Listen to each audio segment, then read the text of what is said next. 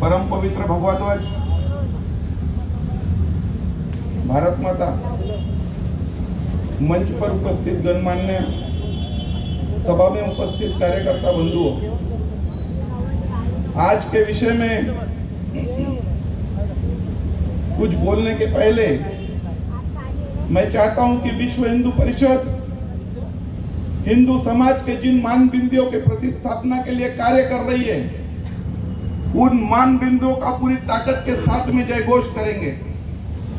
बोले सच्चिदानंद भगवान की जय, भारत माता की जय, गौ माता की जय, गंगा माता की जय, श्री राम जन्मभूमि की जय, श्री कृष्ण जन्मभूमि की जय, श्री काशी विश्वनाथ की जय, पवन सुत हनुमान की जय, छत्रपति शिवाजी महाराज की जय, धर्मवीर संभाजी महाराज की जय, भगवान बिरसा मुंडा की जय। बंधुओं, छत्रपति शिवाजी महाराज शौर्य जागरण यात्रा पूरे विदर्भ में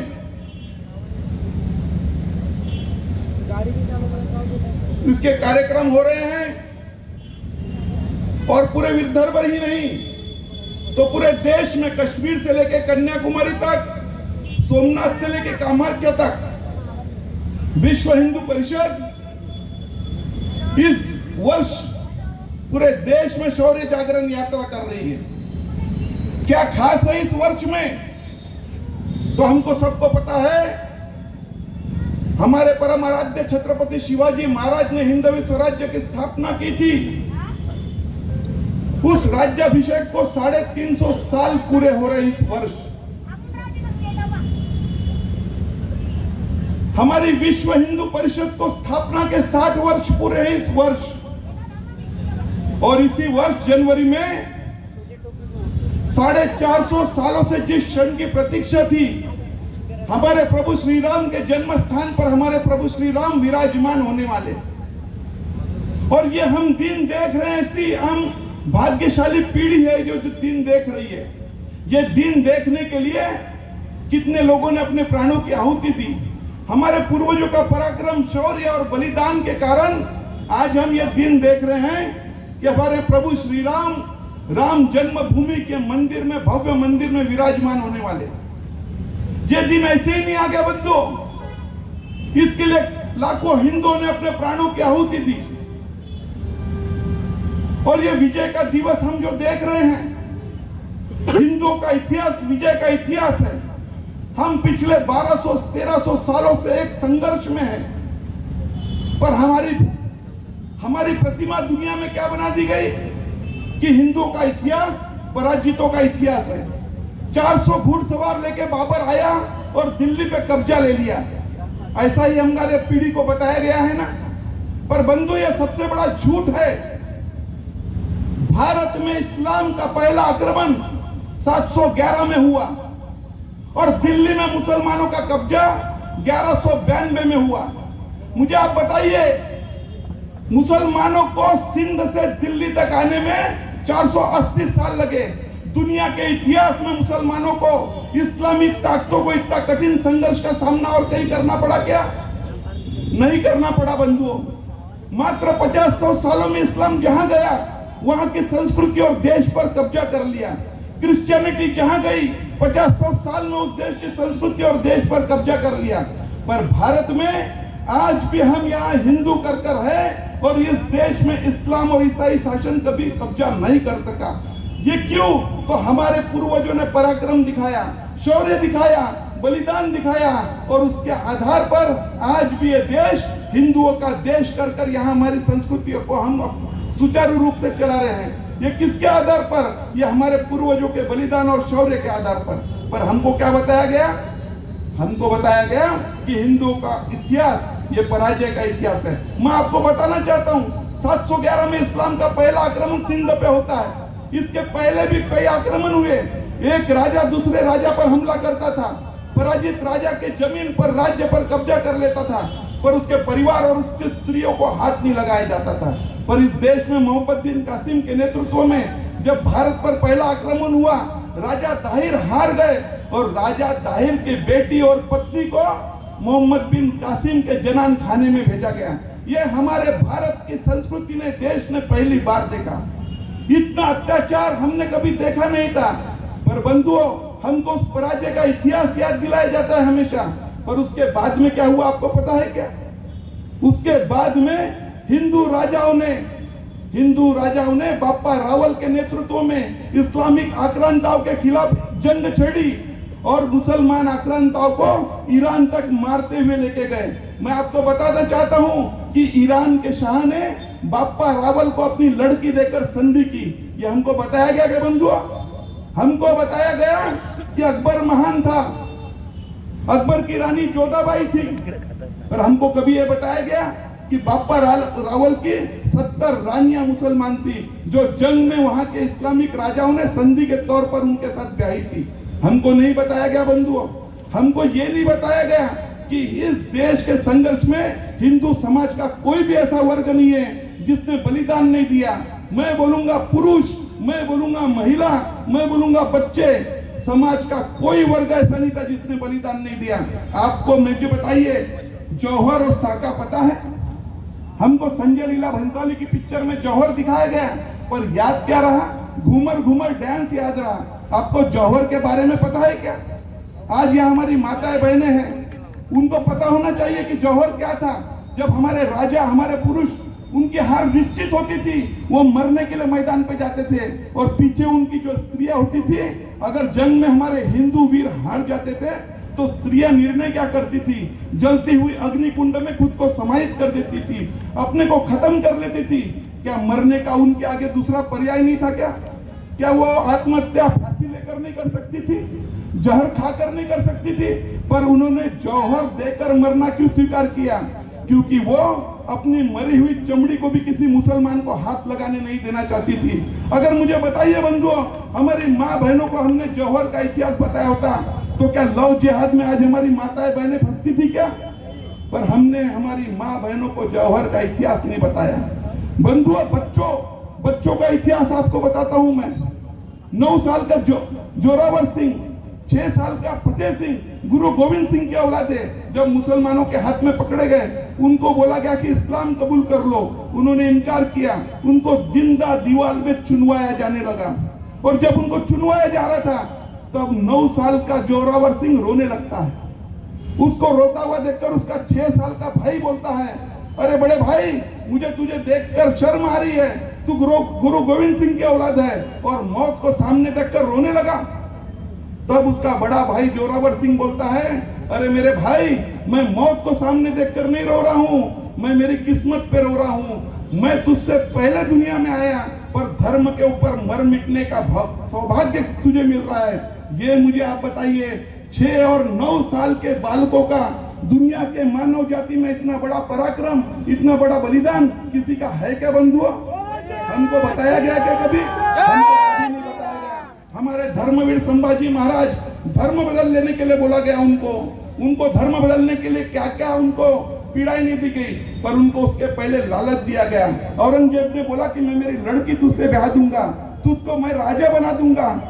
पर हमारे संभाजी महाराज ने क्या बोला? मैं धर्म नहीं बदलूंगा। तिल तिल करके मरना स्वीकार किया, अपनी पूरी चमड़ी को निकाल देना स्वीकार किया, आंखें निकाल देना स्वीकार किया। पर हमारे धर्मवीर संभाजी महाराज ने कभी भी धर्म बदलने के बारे में सोचा भी नहीं। इतना बड़ा पराक्रम, इतना बड़ा बलिदान, और इसके आधार पर मुझे आप बताइए, हमको हमेशा बोला जाता है कि दिल्ली में मुसलमानों का कब्जा था, दिल्ली सल्तनत पूरे देश पे राज करती थी। ये झूठ है बंधुओं। एक साथ पूरे देश में मुसलमानों का राज कभी नहीं हुआ। कभी राजस्थान में महाराणा प्रताप लड़ते रहे, कभी पंजाब में गुरु गोविंद सिंह लड़ते रहे, उत्तर प्रदेश में भी लड़ाई चलते रही, आसाम में लाचित बड़फुकन लड़ते रहे, दक्षिण में विजयनगर का साम्राज्य लड़ते रहा, बुंदेलखंड में लड़ाई जारी रही, मध्य प्रदेश में रानी दुर्गावती की लड़ाई जारी रही। देश का एक एक कोना इस्लामिक शासकों के खिलाफ लड़ते रहा, हिंदू समाज का एक एक वर्ग इस्लामिक शासकों के खिलाफ लड़ते रहा। पर हमको क्या बताया गया? हमको बताया कि भारत में इस्लामिक शासन था। इस्लामिक शासन कभी नहीं था। हिंदू समाज हमेशा संघर्ष करते रहा और सन 1800 तक के देश के 90% भूभाग पर हिंदू समाज ने फिर से कब्जा कर लिया। पर हमारा दुर्भाग्य बंधुओं, हमारा दुर्भाग्य कि उसी समय अंग्रेजों का आगमन इस देश में होता है और कुटिल राजनीति में हम लोग कभी उतने सक्षम नहीं थे। हम आमने सामने की लड़ाई में सक्षम थे, पर अंग्रेजों ने कुटिल राजकारण की लड़ाई लड़ी और उसमें हम फेल गए। बंधुओं, 1857 के विद्रोह में अंग्रेजों को बड़ा कड़ा विरोध का सामना करना पड़ा और उसके कारण अंग्रेजों ने क्या किया बंधुओं, 1857 में अंग्रेजों को ध्यान में आया कि हम इस देश में ताकत के आधार पर राज नहीं कर सकते। तब उन्होंने 1883 में एक नई चाल चली। क्या किया? अंग्रेजों ने कांग्रेस का गठन किया। यानी कांग्रेस का गठन किसने किया? अंग्रेजों ने। और आज हमको कांग्रेसी क्या बताते हैं कि आजादी की लड़ाई कांग्रेस ने लड़ी। मुझे बताइए बंधुओं, आजादी की लड़ाई नहीं लड़ी। कुकर देखा आपने? कुकर में एक सीटी होती है। वो सीटी क्या करती है? जब प्रेशर बढ़ता है तो प्रेशर को थोड़ा कम करने का काम सीटी करती है। जो प्रेशर बनता है उस प्रेशर को रिलीज करने का काम वो सीटी करती है। आजादी की लड़ाई में कांग्रेस ने उस प्रेशर कुकर की सीटी का रोल निभाया। जब जब प्रेशर बढ़ता था वो अपना आंदोलन पीछे ले लेते थे। करते करते 1947 का दिन आया और जब ऐसा लगा कि देश से अंग्रेजों को लगा कि अब तो हिंदुस्तान को छोड़ना ही पड़ेगा, अंग्रेजों ने एक और दांव खेला। इस भारत माता के टुकड़े धर्म के आधार पर किए और इस भारत माता के बंटवारे में साथ किसने दिया? कांग्रेस ने दिया। मुसलमानों को पाकिस्तान दे दिया गया, वहां उनको उनके धार्मिक रीति रिवाजों के हिसाब से रहने का, जीवन यापन करने का अधिकार दिया और हिंदुओं को हिंदुस्तान दे दिया गया। और इस देश का नेतृत्व, स्वतंत्र भारत का नेतृत्व किसके हाथ में दिया गया? पंडित जवाहरलाल नेहरू के हाथ में दिया गया। वो क्या बोलता था? वो बोलते थे कि I am an by an accident Hindu. मुझे हिंदू होने पे गर्व नहीं है, मैं तो सांस्कृतिक रूप से, वैचारिक रूप से मुसलमान हूँ और पहनावे के तौर पर अंग्रेज हूँ। ऐसे व्यक्ति के हाथ में स्वतंत्र भारत का नेतृत्व दिया गया और उसी का परिणाम है कि हमको स्वतंत्र भारत में भी गौ रक्षा के लिए आंदोलन करना पड़ा। श्री राम जन्मभूमि पर मंदिर बनाने के लिए आंदोलन करना पड़ा। हमारी हिंदू अस्मिता के लिए हमको बार बार आंदोलन करना पड़ा। किस देश में हमको आंदोलन करना पड़ा? जिस देश में 80% हिंदू समाज है। किस देश में? जिस देश में 80% हिंदू समाज है, उस देश में हिंदुओं को हमारे प्रभु श्री राम के जन्म स्थान पर मंदिर बनाने के लिए कोर्ट में जाना पड़ा। है ऐसा कोई उदाहरण? फिर भी हमने धीरे धीरे धीरे परिस्थिति ये निर्माण हो गई। 60 के दशक में हिंदू समाज का हौसला इतना गिर गया, हिंदू बोलने लगा कि मुझे गधा कहो, कुत्ता कहो, पर हिंदू मत कहो। क्यों? क्योंकि तो बोला जाता था कि 4 हिंदू एक दिशा में तभी चलते हैं जब 5वां हिंदू उनके कंधे पर मरा होता है।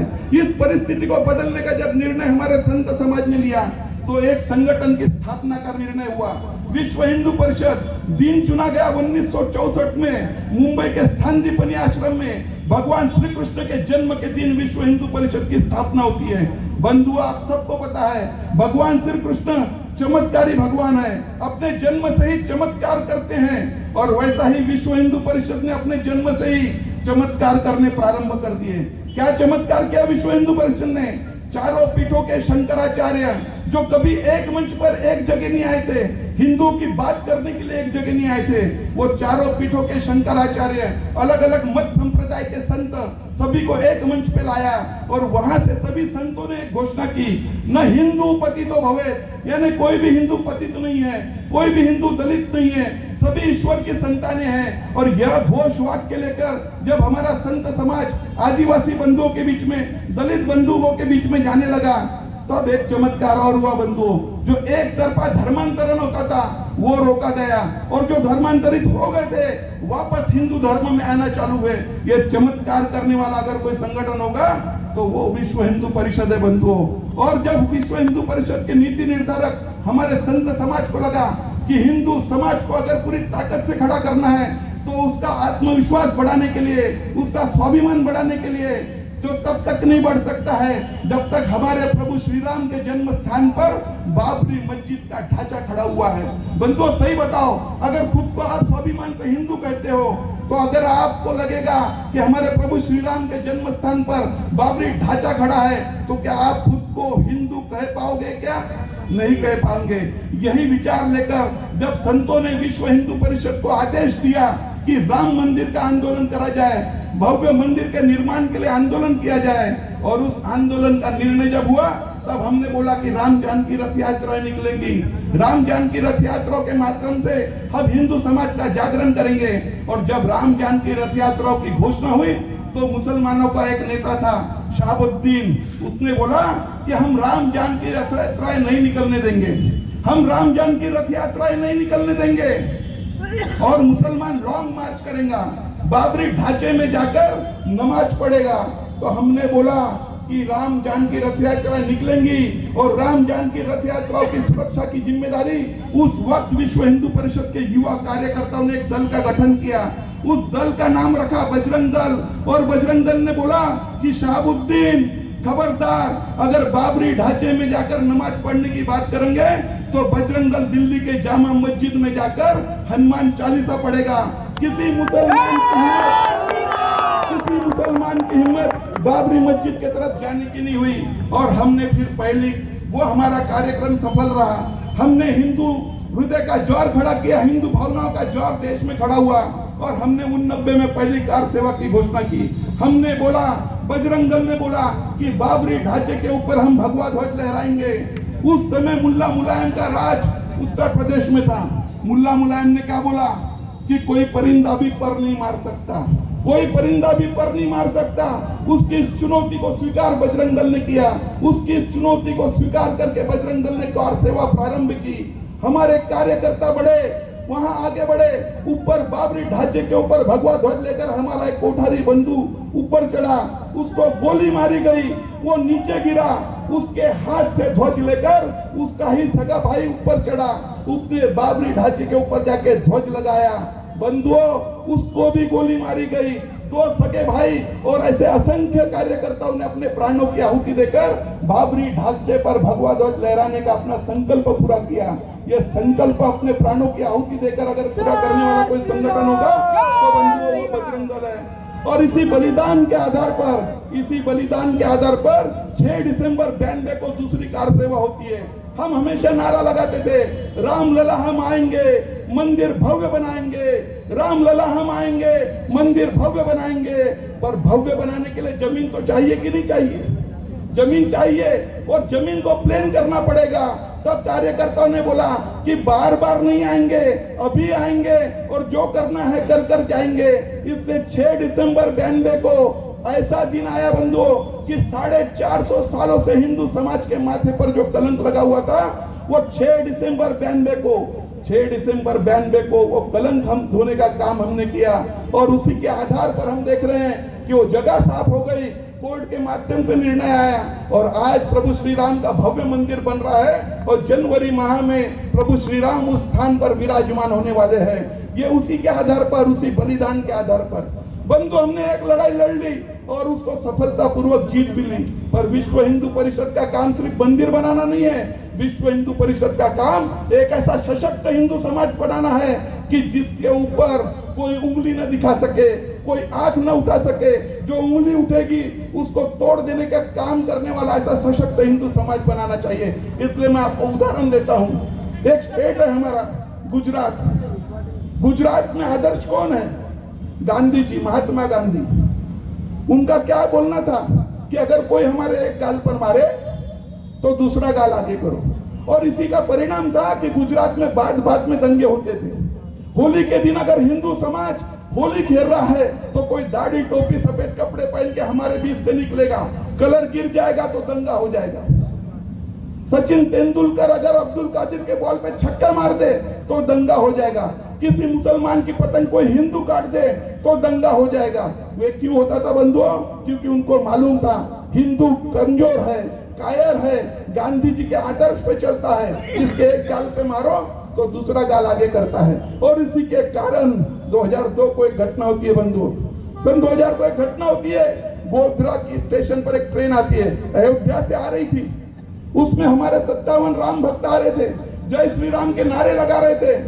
बोले जय श्री राम के नारे सुन के कुछ लोगों की धार्मिक भावनाएं हाथ होगी। क्या किया उन्होंने? रॉकेल पेट्रोल लेकर हमारे 57 राम भक्तों को जिंदा जला दिया। हमारे 57 राम भक्तों को जिंदा जला दिया।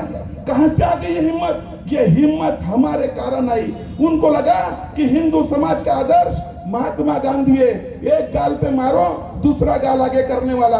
पर वो लोग भूल गए कि तब तक गुजरात के गांव-गांव में विश्व हिंदू परिषद बजरंग दल के कार्यकर्ता हो गए और उन कार्यकर्ता आदर्श महात्मा गांधी नहीं है, उन कार्यकर्ता का आदर्श हमारे छत्रपति शिवाजी महाराज है।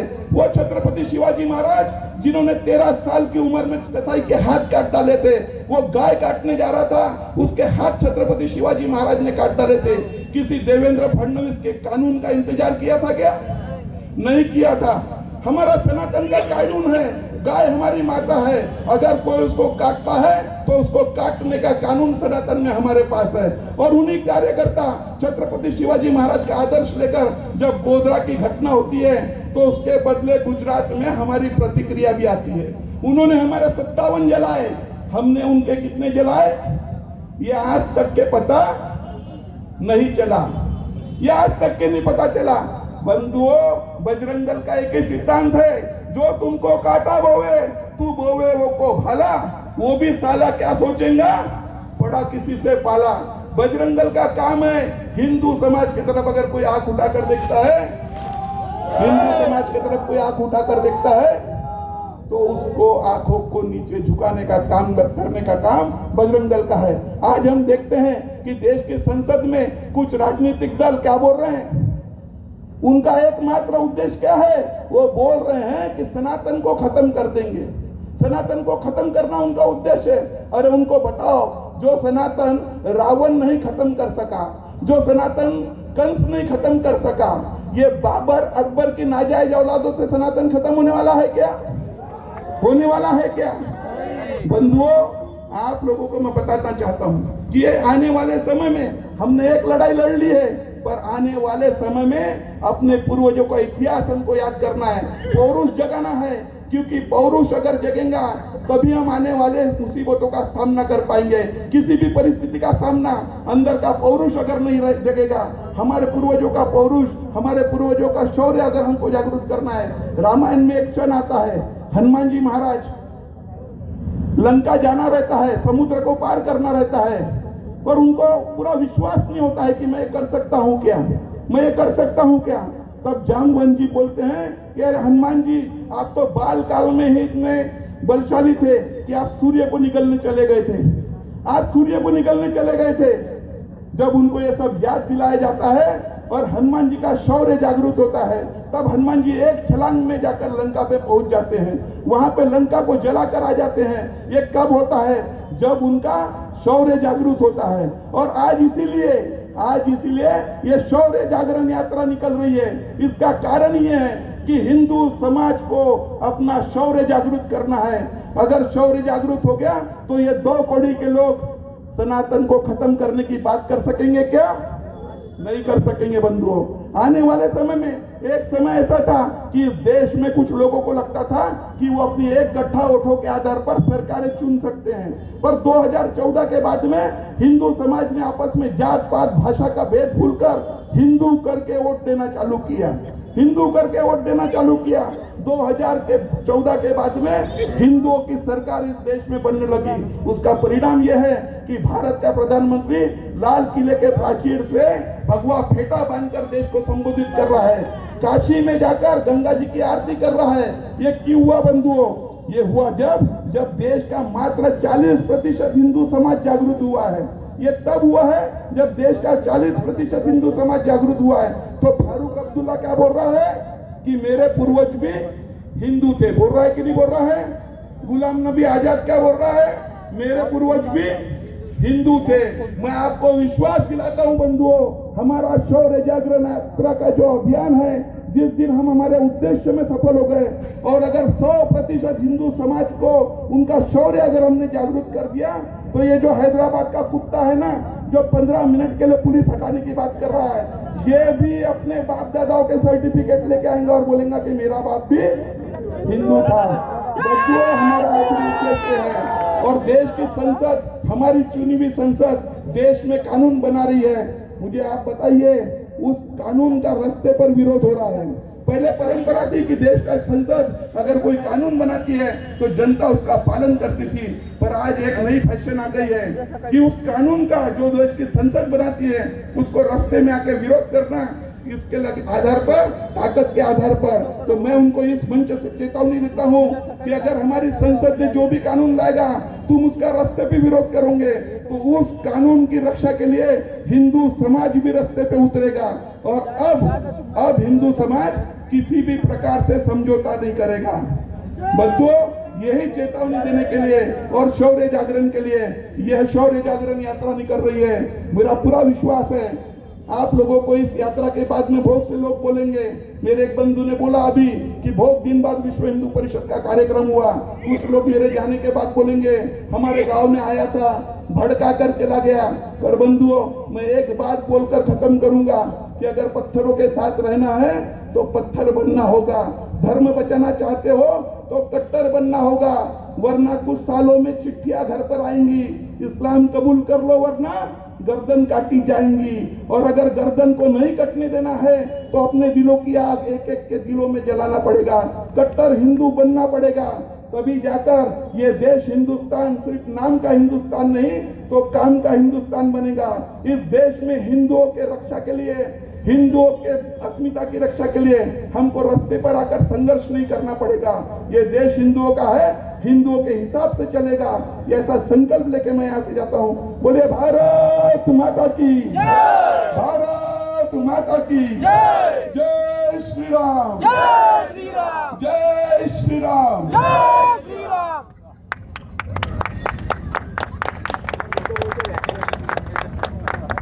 या सभेला उद्बोधन करण्याकरिता अतिशय उत्तम प्रकारे विषयाची मांडणी करून